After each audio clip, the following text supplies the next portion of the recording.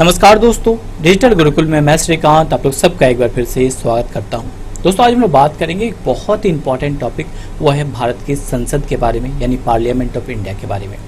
सिर्फ exam point of view से ही नहीं, भारत के नागरिक होने के नाते हमारा ये कर्तव्य बनता है और हम ये जानना चाहिए कि कैसे इलेक्शन होते हैं, संसद क्या होता है, लोकसभा क्या होता है, राज्यसभा क्या होती है, राष्ट्रपति क्या होता है, किनका क्या कार्य होता है, सारी चीज़ों को जानना जरूरी है। और एग्जाम पॉइंट ऑफ व्यू से तो बहुत ही महत्वपूर्ण है ये टॉपिक।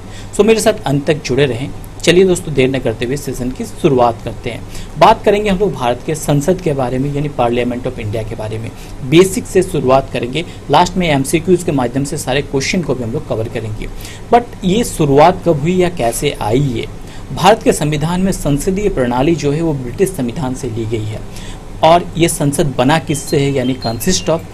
भारत की संसद को समझने के लिए ये समझना जरूरी है कि भारत की संसद बनी किससे होती है, यानी भारत के संसद कहते किसको हैं। लोकसभा, राज्यसभा और राष्ट्रपति, ये तीनों का मिलके ही भारत का संसद बनता है। ये डायरेक्टली प्रश्न पूछा जाता है कि भारत की संसद कंसिस्ट ऑफ, यानी Indian parliament is consist of क्या होती है? लोकसभा, राज्यसभा और राष्ट्रपति, तीनों को मिलकर भारत की संसद बनती है। बहुत सारे लोग कंफ्यूज होते हैं कि ये लोकसभा और राज्यसभा ये दोनों हाउसेज है और राष्ट्रपति एक व्यक्ति है, कैसे ये हो सकता है? पर रियलिटी में यही है कि भारत की संसद लोकसभा, राज्यसभा और राष्ट्रपति को मिलकर बनी होती है। लोकसभा और राज्यसभा ये दोनों हाउसेज है, दो हाउस है और एक व्यक्ति है, तीन को मिलकर भारत की संसद बनती है। सारे टॉपिक अपने आप में बहुत ही महत्वपूर्ण है। ऑलरेडी हम लोगों ने राष्ट्रपति को बारे में डिटेल में डिस्कस किया और एक वीडियो बनाया है जिसमें सारे इंपॉर्टेंट क्वेश्चन राष्ट्रपति से जुड़े हम लोग कवर किए हैं कि राष्ट्रपति का कार्यकाल कितने दिनों का होता है, वेतन कितने दिनों का होता है, कैसे उन्हें चुना जाता है, क्या प्रक्रिया होती है, महाभियोग क्या होता है, कैसे हटाया जाता है, कितनी एज लिमिट होनी चाहिए और आज तक क्या क्या इंपॉर्टेंट फैक्ट या चीज़ें हमको याद में रखनी है। अगर आप लोग चाहते हैं तो उसका वीडियो आपको नीचे डिस्क्रिप्शन बॉक्स में मिल जाएगा, आप उसे देख लीजिए। अच्छी तरह से मैंने समझाया, आपके राष्ट्रपति पूरी अच्छी तरह से क्लियर हो जाएगी। आज हम लोग कवर करने की कोशिश करेंगे लोकसभा के बारे में। आपको पता होगा कि लोकसभा और राज्यसभा में क्या अंतर है, कि संसद के निम्न सदन को लोकसभा कहा जाता है तथा उच्च सदन को क्या कहा जाता है? राज्यसभा कहा जाता है। ठीक है। इसके अलावा राष्ट्रपति के बारे में बात करते हैं कि राष्ट्रपति कौन है, कि भारत का महामहिम होता है, या तो देश के पहले नागरिक होते हैं ये राष्ट्रपति, और तीनों सेवाओं यानी कि आर्मी, एयरफोर्स और नेवी के कमांडर ऑफ चीफ। इसके साथ साथ हम कह सकते हैं कि सब देश में कही जाने वाली सबसे ज़्यादा पावर होती है इसके पास, और ये देश के मुखिया कहे जाते हैं तथा कार्यपालिका के भी मुखिया होते हैं। और हम लोग बात कर रहे हैं भारत के राष्ट्रपति के बारे में। तीनों को मिलकर बनता है हमारा भारत का संसद। बात करेंगे लोकसभा के बारे में, सारी चीज़ों के बारे में, बट पहले देखते हैं अनुच्छेद यानी कुछ इंपॉर्टेंट आर्टिकल्स को जो एग्जाम में बहुत बार रिपीट होते हैं। आर्टिकल्स जो है आपको याद में रखने हैं, मात्र तीन आर्टिकल्स ध्यान में रख लीजिए, आपके मेनली कंप्लीट हो जाएंगे। आर्टिकल 79 जो कि भारत की संसद यानी पार्लियामेंट ऑफ इंडिया के बारे में बताती है। नेक्स्ट है आर्टिकल 80 जो कि राज्यसभा के बारे में बताती है, जो कि है उच्च सदन। नेक्स्ट है आर्टिकल 81 जो कि है लोकसभा के बारे में बताती है, जो कि है निम्न सदन। आप लोग रिवर्स से भी याद कर सकते हैं 81, 80 और 79 कैसे याद करना है, एक ट्रिक भी मैं बता देता हूँ आपको। जैसे कि लोकसभा में वोटिंग के लिए मिनिमम एज होती है कितनी? 18 को आप रिवर्स कर दीजिए, कितना हो जाता है? 81। डायरेक्टली याद हो जाएगा, अनुच्छेद 81 लोकसभा बताता है। बैक कर लीजिए, अनुच्छेद 80 राज्यसभा बताएगा और 79 संसद बताएगा। तीनों चीज़ें आपके कवर हो जाते हैं यहाँ से, 79, 80 एंड 81 आर्टिकल यानी अनुच्छेद। बात करेंगे एमसीक्यूज के बारे में कि क्या क्या इंपॉर्टेंट एमसीक्यूज आपको याद रखने यानी ध्यान में रखने हैं लोकसभा के बारे में। पर पहले बात करते हैं लोकसभा। लोकसभा क्या होती है? लोकसभा लोगों की सभा है, यानी मेरी और आपके जैसे लोगों की सभा है, और हम लोग वोटिंग राइट का यूज़ करके उसे चुनकर किसी व्यक्ति को भेजते हैं, किसी व्यक्ति को चुनते हैं, उसके एमपी के लिए हम लोग मेंबर ऑफ पार्लियामेंट के लिए हम लोग खड़े करते हैं, और उसके बाद हम अपना वोटिंग राइट का यूज़ करके उन्हें हम लोग एमपी तक पहुंचाते हैं। बट शुरुआत कैसे हुई इस लोकसभा की, ये मोस्ट इंपॉर्टेंट है। दोस्तों, इसकी शुरुआत यानी 1951 में सितंबर अक्टूबर में इसकी तैयारी हुई और फरवरी मार्च तक ये तैयार हो गया, यानी मान लीजिए फरवरी में ये पूरा हो गया और अप्रैल 1952 में जाके लोकसभा का गठन हुआ। गठन याद में रखिए, कब गठन हुआ इसका? अप्रैल 1952 में गठन हुआ था किसका? लोकसभा का। बट ये स्टार्ट कभी यानी पहली बैठक इसकी कब हुई? 13 मई 1952 को, 13 मई 1952 को इसका पहला बैठक हुआ था किसका? लोकसभा का। और अभी जो हम लोग लोकसभा देख रहे हैं वो नरेंद्र मोदी जी की सरकार है, दूसरी बार चुनकर वो आए हैं सरकार में। और ये कितने नंबर की लोकसभा है? ये 17वीं लोकसभा भी चल रही है नरेंद्र मोदी की सरकार की, और इसी के बारे में आज हम लोग बात करेंगे। कितनी सीटें होती है लोकसभा में, क्या क्या चीजें होती है, बात करेंगे। पर सबसे पहले बात करते हैं कि लोकसभा की शुरुआत कैसे हुई या क्या क्या चीजें आपको ध्यान में रखनी है। ये क्या होता है? संसद का निम्न सदन होता है। इसके अलावा लोकसभा के सदस्यों का कार्यकाल कितने दिनों का होता है? 5 वर्षों का कार्यकाल होता है लोकसभा के सदस्य का। लोकसभा के सदस्यों का निर्वाचन कौन करता है? तो जनता द्वारा डायरेक्टली लोकसभा के सदस्यों को चुना जाता है। आपको पता होगा कुछ दिन पहले जो 17वां लोकसभा इलेक्शन हुआ उसमें क्या हुआ, एमपीज को हम लोगों ने ही तो चुनकर भेजा। क्लियर है। इसके अलावा लोकसभा के अध्यक्ष और उपाध्यक्ष होते हैं, जिसकी नियुक्ति कौन करता है? लोकसभा के सदस्य द्वारा नियुक्ति की जाती है अध्यक्ष और उपाध्यक्ष की। इसके अलावा लोकसभा का अध्यक्ष ही राष्ट्रपति द्वारा बुलाए गए संयुक्त सत्र की अध्यक्षता करता है। सो बहुत ही इंपॉर्टेंट है सारी चीजें। एंड नेक्स्ट देखेंगे योग्यता के बारे में कि लोकसभा के सदस्य होने के लिए क्या क्या योग्यता होनी चाहिए। क्या होनी चाहिए? वो भारत का नागरिक होना चाहिए तथा न्यूनतम उसकी आयु यानी मिनिमम एज कम से कम 25 वर्ष होनी चाहिए। दोस्तों ये थे कुछ बेसिक हमारे भारतीय लोकसभा के बारे में। चलिए तो देर न करते हुए हम लोग एमसीक्यूज की ओर बढ़ते हैं। आपको प्रत्येक प्रश्न का उत्तर देने के लिए मिलेंगे मात्र 3 सेकंड का वक्त। अगर आप लोगों को इनमें से किसी का भी उत्तर आता है तो आप मुझे कमेंट बॉक्स में कमेंट कर सकते हैं। ये सारे ही प्रश्न बहुत ही ज़्यादा इंपॉर्टेंट है। पहला प्रश्न आपके सामने है कि लोकसभा में कितनी सीटें होती हैं। सीटें बहुत ही इंपॉर्टेंट है। सो लोकसभा में 545 सीटें होती है। ठीक है। अब सीटें का जो मुद्दा है ये बहुत ही कंफ्यूजिंग है। बहुत ज़्यादा लोग कंफ्यूज होते हैं क्योंकि अलग अलग जगह अलग अलग चीज़ें लिखी होती है। जैसे कहीं कहीं पे आपको क्या लिखा मिलेगा? 552 सीटें लिखी मिलेगी। कहीं कहीं पे आपको मिलेगा 550 सीटें। कहीं कहीं पे आपको दिखेंगे कैसा फॉर्म? 545 प्लस 7 सीटें। कहीं कहीं पे आप देखेंगे लिखा है 543 और प्लस 2 सीटें। कहीं कहीं पे आपको दिखेंगे 530 प्लस 20 और प्लस 2, इस फॉर्म में भी दिखेंगे। बट मैं बता दूं कि ये सारी ही चीज़ें सही है, कोई भी गलत नहीं है। बट कैसे आपको ध्यान में रखनी है, कैसे समझना है, क्योंकि ये बहुत ही कंफ्यूजिंग है। ये सारी ही सीटें सही है बट अलग अलग कंडीशन से इसके, ये आपको समझना होगा। बहुत ही इंपॉर्टेंट है अगर आप लोग किसी एग्जाम की तैयारी कर रहे हैं, क्योंकि डे बाय डे इनका लेवल बढ़ रहा है। सो आपको प्रिपरेशन का लेवल भी बढ़ाना होगा, आपको नॉलेज बढ़ाना होगा, तभी आप लोग अच्छे से एग्जाम फाइट कर पाएंगे। सबसे पहले देखते हैं 552 सीटों का क्या चक्कर है। तो ये जो 552 सीटें हैं ये क्या है? ये मैक्सिमम नंबर ऑफ एमपीज है, यानी कि भारतीय संविधान में लिखा है कि इससे ज़्यादा एमपीज कभी भी नहीं हो सकते हैं। यानी सबसे ज़्यादा से ज़्यादा एमपीज हो सकते हैं वो 552 हो सकते हैं। सो ये मैक्सिमम है 552। इसका क्लियर हो गया आपको। नेक्स्ट आते हैं 550। अब 550 क्या है? तो ये जो 552 है इनमें से 550 जो है वो पब्लिक के द्वारा चुनी जाती है, यानी जनता के द्वारा चुनी जाती है, और 2 जो है वो राष्ट्रपति के द्वारा मनोनीत की जाती है। सो ये 550 जो है वो डायरेक्टली पब्लिक के द्वारा चुनी जाती है। मैक्सिमम टू मैक्सिमम चुने जा सकते हैं, इसी के कारण इसे 550 कभी कभी लिखा जाता है। और 2 जो है वो जनता चुन नहीं सकती है, उसे तो राष्ट्रपति के पास स्पेशल पावर होती है। सो इसे नहीं लिखा जाता है, इसलिए 550 कहीं कहीं आपको मिलेंगे। अब ये 545 प्लस 7 इसका क्या चक्कर है ये देखते हैं। ठीक है। तो दोस्तों ये जो 550 मैक्सिमम है ये कभी भी अभी तक अचीव नहीं कर पाया है, क्योंकि 545 पे ही इलेक्शन होते हैं, और ये जो 7 है ये कभी भी इस पे इलेक्शन नहीं हुए हैं, क्योंकि ये जो है ये पाक ऑक्युपाइड कश्मीर में है। अगर हम लोगों को ये पाक ऑक्युपाइड कश्मीर मिल जाती है तभी इन 7 में जो है वो इलेक्शन हो पाएंगे। सो अगर मैक्सिमम पूछा जाए तो हम लोग क्या लिखेंगे? 552 लिखेंगे।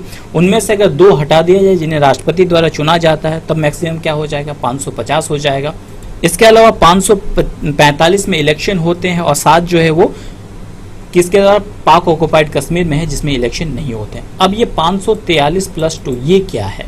सो 543 में इलेक्शन होते हैं हमारे, और 2 जो है वो राष्ट्रपति के द्वारा चुने जाते हैं। सो 545 टोटल जो है इसको इस पार्ट में डिवाइड कर सकते हैं। 543 में इलेक्शन होते हैं और 2 में जो है वो राष्ट्रपति के द्वारा नॉमिनेट किया जाता है एंग्लो इंडियन को। ठीक है। तो इस प्रकार से डिवाइड किया जाता है। अब यहाँ पे जो 2 है इसको लेके बहुत ज़्यादा लोग कंफ्यूज होते हैं कि ये जो राष्ट्रपति के द्वारा चुने जाते हैं, यानी जो एंग्लो इंडियन 2 चुने जाते हैं, इसका क्या चक्कर है? तो दोस्तों ये जो 2 चुने जाते हैं ये हमेशा नहीं चुने जाते। भारतीय संविधान में लिखा हुआ है कि अगर ये जो 543 यानी 545 जो है इसमें से अगर एक भी एंग्लो इंडियन ना चुना जाए तब राष्ट्रपति के पास स्पेशल पावर होता है कि ये 2 एंग्लो इंडियंस को जो है वो चुनकर भेज सकता है लोकसभा में। तो एंग्लो इंडियन कौन होते हैं? ऐसे व्यक्ति जिनका संबंध जो है ब्रिटेन से हो, यानी कि ऐसे व्यक्ति एंग्लो इंडियन, एंग्लो का शब्द है आंग्ल, आंग्ल शब्द से बना है एंग्लो, आपको पता है। यानी कि अगर किसी के दादा दादी या कोई भी जो है वो शादी किए हो, इंडिया में आकर शादी किए हो, जो कि एक विदेशी हो, तो ऐसे व्यक्तियों को चुना जा सकता है एज ए एंग्लो इंडियन, जिनका संबंध कहाँ से होना चाहिए? अंग्रेज से उनका संबंध होना चाहिए। इन 2 में कभी भी कोई इंडियन डायरेक्टली नहीं चुना जा सकता है। और इसे कौन नॉमिनेट करता है? इसे राष्ट्रपति के द्वारा चुना जाता है, पर राष्ट्रपति डायरेक्टली अपनी मर्जी से किसी भी 2 व्यक्ति को नहीं चुन सकता है, मंत्रिपरिषद की सलाह से इन 2 व्यक्तियों को चुना जाता है।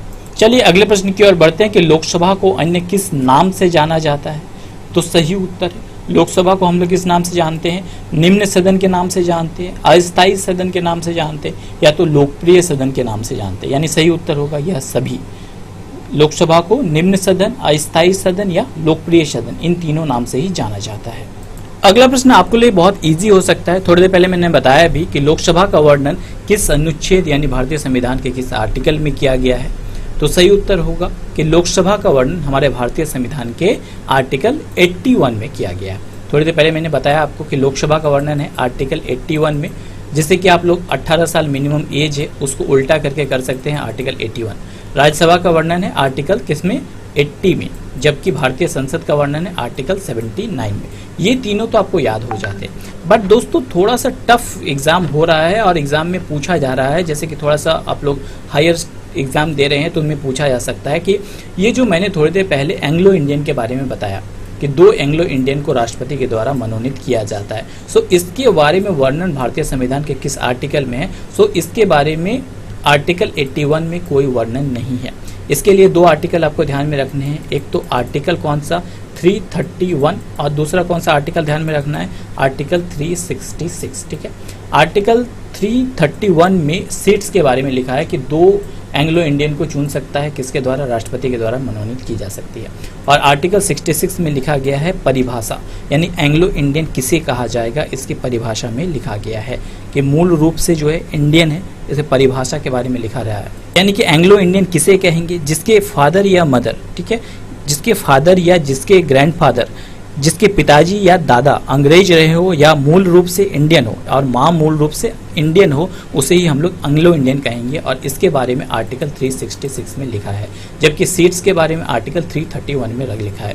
तो ये भी आपको ध्यान में रखने हैं। इसके अलावा लोकसभा के बारे में आर्टिकल 81, राज्यसभा के बारे में आर्टिकल 80 और भारतीय संसद के बारे में आर्टिकल 79 में लिखा है। सो अगला प्रश्न अगर आपसे पूछा जाए कि लोकसभा सदस्य बनने के लिए क्या योग्यताएं होनी चाहिए, तो सही उत्तर है कि योग्यता क्या होनी चाहिए कि मिनिमम उसकी एज 25 साल होनी चाहिए, वो भारत का नागरिक होना चाहिए, इसके अलावा किसी लाभ के पद पर नहीं होना चाहिए। ये 3 क्राइटेरियाज होनी चाहिए एज ए लोकसभा सदस्य। एज लिमिट के बारे में ध्यान में रखिए, 25 साल मिनिमम वो पूरा कर लेना चाहिए। अगर लोकसभा की जगह राज्यसभा लिखा रहता तो ये एज बढ़ के हो जाता 30 साल। ये आपको ध्यान में रखना है, दोनों में कंपेरिजन करके याद रखिएगा तो ईजिली आप याद रख सकते हैं। 25 साल लोकसभा, जबकि राज्यसभा के लिए हो जाती है 30 साल। अगला प्रश्न है कि लोकसभा का कार्यकाल कितने वर्षों का होता है, तो सही उत्तर है लोकसभा का कार्यकाल होता है 5 वर्षों का। जैसे थोड़ी देर पहले 5 साल पूरे हुए थे मोदी सरकार के, फिर से लोकसभा इलेक्शन हुए, फिर से मोदी सरकार में आई, तो 5 साल का कार्यकाल होता है लोकसभा का। उसके बाद लोकसभा भंग हो जाती है और फिर से इलेक्शन होता है। एक और कंडीशन है कि राष्ट्रपति आपातकाल के दौरान लोकसभा के कार्यकाल को एक बार में कितने वर्षों के लिए बढ़ा सकता है। यानी कि सपोज कीजिए किसी आपातकाल हो जाए और 5 साल पूरा हो जाए, फिर भी क्या एक्सटेंशन हो सकती है या उस आपातकाल के दौरान ही कोई ना कोई उपाय निकाला जाएगा। राष्ट्रपति के पास ये स्पेशल पावर होती है कि राष्ट्रपति आपातकाल के दौरान लोकसभा को जो है वो 1 वर्षों के लिए एक्सटेंड कर सकता है। ठीक है, तो याद रखिए 1 वर्षों के लिए एक्सटेंशन किया जा सकता है। राष्ट्रपति आपातकाल के दौरान लोकसभा के कार्यालय को 1 साल के लिए एक्सटेंड किया जा सकता है। अगला प्रश्न है कि 42वें संविधान संशोधन के तहत 1976 में लोकसभा का कार्यकाल बढ़ाकर कितने वर्षों का कर दिया गया था। तो सही उत्तर है कि 42वें संविधान संशोधन के तहत बढ़ाकर कर दिया गया 5 साल से 6 साल कर दिया गया था। ठीक है, इसके बाद अगला प्रश्न वही बनेगा आपको जो ध्यान में है कि सर अभी तो 5 साल है पर बढ़ा के कर दिया गया क्या। तो 42वें संविधान संशोधन में 6 साल किया गया था। फिर बाद में जब 44वां संविधान संशोधन हुआ 1978 में, तो लोकसभा का कार्यकाल को फिर से घटाकर कर दिया गया कितना, 5 वर्ष। तो दोनों ध्यान में रखिए, 42वें संविधान संशोधन में बढ़ाया गया, फिर से 44वें संविधान संशोधन में घटा के अगेन 5 वर्ष कर दिया गया। अगला प्रश्न मैंने थोड़ी देर पहले आपको बताया कि लोकसभा अध्यक्ष का चयन किसके द्वारा किया जाता है। तो लोकसभा अध्यक्ष का चयन किया जाता है लोकसभा के सदस्यों के द्वारा ही। और हमारे प्रथम लोकसभा अध्यक्ष कौन थे, जीबी मावलंकर। याद रखिए, जीबी मावलंकर हमारे प्रथम लोकसभा अध्यक्ष थे। अभी हमारे लोकसभा अध्यक्ष कौन है, साथ में कितने नंबर के लोकसभा अध्यक्ष है, ये आप मुझे कमेंट बॉक्स में कमेंट करेंगे। ठीक है, चलिए आगे बढ़ते हैं अगले प्रश्न की ओर कि किसी विधेयक को धन विधेयक कौन घोषित कर सकता है। तो सही उत्तर है, किसी विधेयक को या तो वो धन विधेयक है या नहीं है, उसे लोकसभा अध्यक्ष ही घोषित कर सकता है। ठीक है, अगला प्रश्न आपके सामने है कि लोकसभा अध्यक्ष त्यागपत्र किसे देता है, यानी अगर रेजिग्नेशन देना चाहे लोकसभा का अध्यक्ष तो वो किसे अपना रेजिग्नेशन देगा। तो सही उत्तर है, वो रेजिग्नेशन देगा लोकसभा उपाध्यक्ष को। बहुत सारे लोग राष्ट्रपति लिख देते हैं, पर यह गलत है, लोकसभा अध्यक्ष त्यागपत्र देता है लोकसभा उपाध्यक्ष को। चलिए आगे बढ़ते हैं, निम्नलिखित में से कौन सा अनुच्छेद लोकसभा में आरक्षण से संबंधित है। तो सही उत्तर है, आरक्षण से संबंधित है कौन सा, आर्टिकल 330। याद रखिए, अनुच्छेद 330 लोकसभा में आरक्षण से संबंधित है। चलिए अगले प्रश्न की ओर बढ़ते हैं, सरकार बनाने के लिए बहुमत कहां से प्राप्त करना होता है। तो सही उत्तर है, कोई भी जब सरकार बनाती है, आपको पता होगा अभी हमारी जो मोदी सरकार बनी तो कहां से बहुमत प्राप्त हुआ उसे, लोकसभा इलेक्शन हुए, लोकसभा इलेक्शन के बाद ही तो एमपी चुने गए, तब जाके एमपी का हेड यानी मुखिया कौन बने, श्री नरेंद्र मोदी जी। राज्य सरकार बनाने के लिए बहुमत प्राप्त होता है लोकसभा से। चलिए आगे बढ़ते हैं कि धन विधेयक, थोड़ी देर पहले मैंने बताया कि कोई भी विधेयक का कौन घोषित करता है, धन विधेयक है या कि नहीं, लोकसभा घोषित करता है। पर धन विधेयक पहले कहाँ पेश किया जाता है। तो सही उत्तर है, इसे पहले लोकसभा में पेश किया जाता है। चलिए अगले प्रश्न की ओर बढ़ते हैं कि सरकार के खिलाफ अविश्वास प्रस्ताव कहाँ लाया जाता है। अविश्वास प्रस्ताव के बारे में हम लोग बात करेंगे, पर पहले देखते हैं कि इसे लाया कहाँ जाता है। अविश्वास प्रस्ताव सरकार के खिलाफ लाया जाता है कहाँ पे, लोकसभा में। दोस्तों अविश्वास प्रस्ताव के बारे में बात करते हैं, ये किसके द्वारा पेश किया जाता है, ये विपक्ष के द्वारा पेश किया जाता है। विपक्ष द्वारा लोकसभा में सरकार को हराने या तो कमजोर करने की उम्मीद से इसे पेश किया जाता है। अविश्वास प्रस्ताव एक सत्र में सिर्फ एक ही बार लाया जा सकता है, और इसमें क्या होता है, सरकार को अपनी मेजोरिटी बतानी होती है। अगर वो मेजोरिटी नहीं पूर्ण कर सकता है तो सरकार गिर जाती है। एक सदस्य लिखित में नोटिस देगा, 50 सदस्यों के लिए समर्थन के साथ वो नोटिस देगा, तभी अविश्वास प्रस्ताव विपक्ष के द्वारा जो है वो रखा जाता है, और केवल लोकसभा में ही अविश्वास प्रस्ताव रखा जाता है। और एक और प्रश्न आपको ध्यान में रखिए कि अगर पूछा जाए कि पहले प्रधानमंत्री कौन थे जो विश्वास मत हासिल नहीं कर पाए, तो विश्वनाथ प्रताप सिंह पहले ऐसे प्रधानमंत्री थे जो विश्वास प्रस्ताव प्राप्त नहीं कर पाए थे। अगला प्रश्न है कि मंत्रिपरिषद किसके प्रति उत्तरदायी होता है। तो सही उत्तर है, मंत्रिपरिषद उत्तरदायी होता है किसके प्रति। मंत्रिपरिषद तो गठन ही होता है लोकसभा के द्वारा। मंत्रिपरिषद डेफिनेटली किसके प्रति उत्तरदायी होगा, लोकसभा के प्रति होगा। अब मंत्रिपरिषद जो टर्म है वो कंफ्यूजिंग है, बहुत सारे लोग कंफ्यूज होते हैं।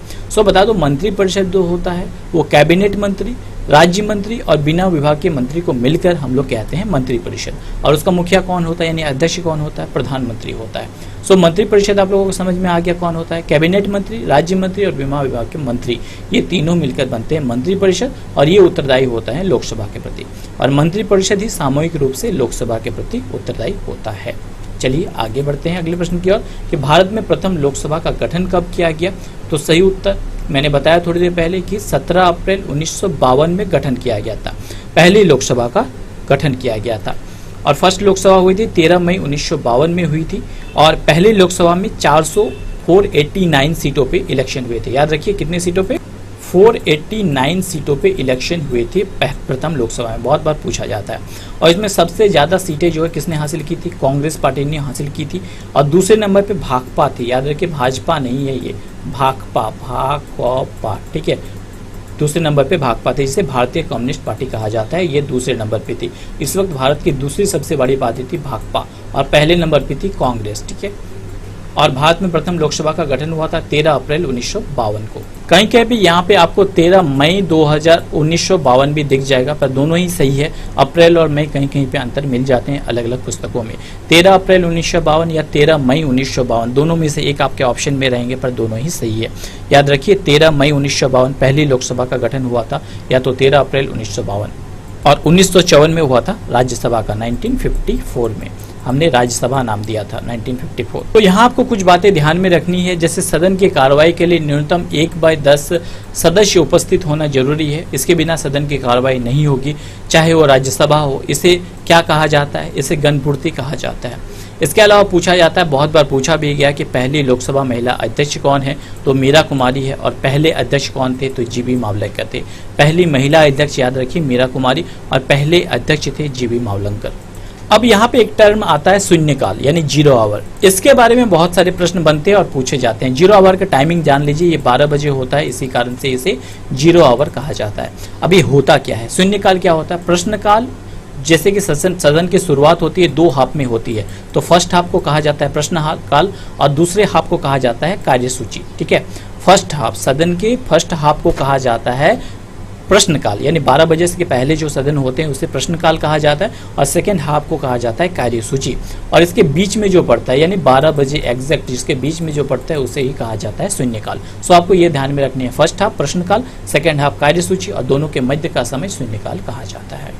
सो दोस्तों, last but not the list के भारत के पहले लोकसभा अध्यक्ष कौन थे, मैंने थोड़ी देर पहले बताया, बहुत इजी है। सही उत्तर है, भारत के पहले लोकसभा अध्यक्ष थे जीबी मावलंकर, यानी गणेश वासुदेव मावलंकर भारत के पहले लोकसभा अध्यक्ष थे।